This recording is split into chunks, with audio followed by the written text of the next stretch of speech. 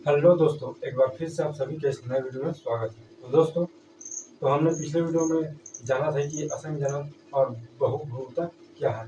तो अब इस वीडियो में हम जानेंगे असंजनन के अंतर्गत निम्नलिखित प्रक्रियाएं आती हैं उसके बारे में। तो वीडियो को बिना स्किप करे अंत तक देखते रहिए। तो चलिए जानते हैं असंजनन, इसके अंतर्गत निम्नलिखित प्रक्रियाएं आती हैं।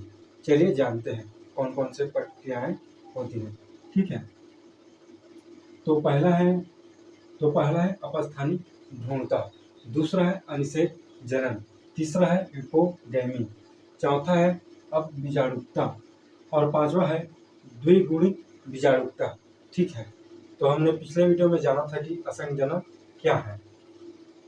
तो असंजनन प्रजनन की वह विधि है जिसमें बिना निषेचन के ही भ्रूण का निर्माण होता है। ठीक है, जिसे असंजनन कहते हैं।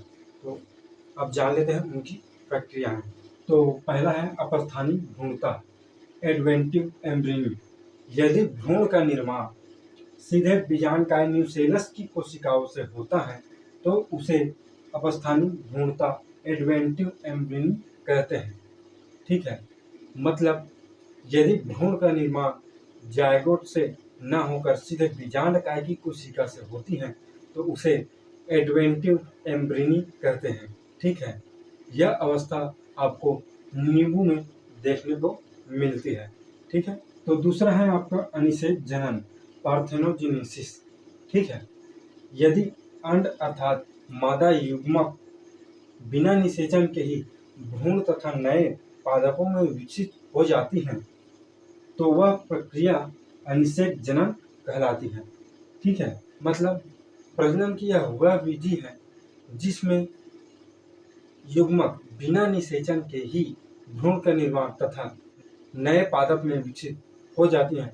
तो यह क्रिया क्या कहलाती है? अनिषेक जनन, पार्थेनोजेनेसिस। ठीक है, उदाहरण में आपका आ जाएगा केला, सेब और अंगूर। ठीक है, तो तीसरा है युग्मन या एपोगैमी। ठीक है, युग्मन या एपोगैमी, जब इस भ्रूण का विकास युग्मकोद्भिद की किसी भी कोशिका से, किसके कोशिका से? युग्मकोद्भिद की किसी भी कोशिका से होता है तो यह अपयुग्मन या एपोगैमी कहलाती है।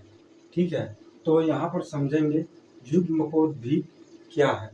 तो गैमेटोफाइट पौधों के जीवन चक्र में पीढ़ी एकांतरण की अगुणित अवस्था जो युग्मकों का निर्माण करती है उसे गैमेटोफाइट कहते हैं, मतलब युग्मकोद्भिद कहते हैं। ठीक है, तो युग्मकोद्भिद की किसी भी कोशिका से जब भ्रूण का विकास होता है तो उसे क्या कहते हैं? हम एपोगैमी कहते हैं। ठीक है, चौथा है अपबीजाणुकता, अपोस्पोरी। अपबीजाणुकता, अपोस्पोरी क्या है? चलिए जानते हैं। जब द्विगुणित बीजांडकाय न्यूसेलस या किसी अन्य कोशिका से द्विगुणित भ्रूण कोष की उत्पत्ति होती है तो उस प्रक्रिया को अपबीजाणुकता कहते हैं। ठीक है, अपोस्पोरी कहते हैं। तो पांचवा है द्विगुणित बीजाणुकता, डिप्लोस्पोरी। डिप्लोस्पोरी क्या है? चलिए जानते हैं।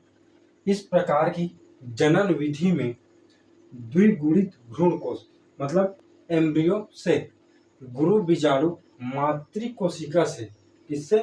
मातृ कोशिका से बिना अर्धसूत्री विभाजन के ही भ्रूण का निर्माण हो जाता है। इस प्रक्रिया को क्या कहते हैं? डिप्लोस्पोरी, मतलब द्विगुणित बीजाणुकता कहते हैं। ठीक है, उदाहरण के लिए है एलियम ट्यूबरोसम, इसका उदाहरण है। ठीक है, तो दोस्तों वीडियो कैसा लगा? अच्छा लगा हो तो वीडियो को शेयर करें और हमारे चैनल को फॉलो करें। मिलते हैं अगले वीडियो में।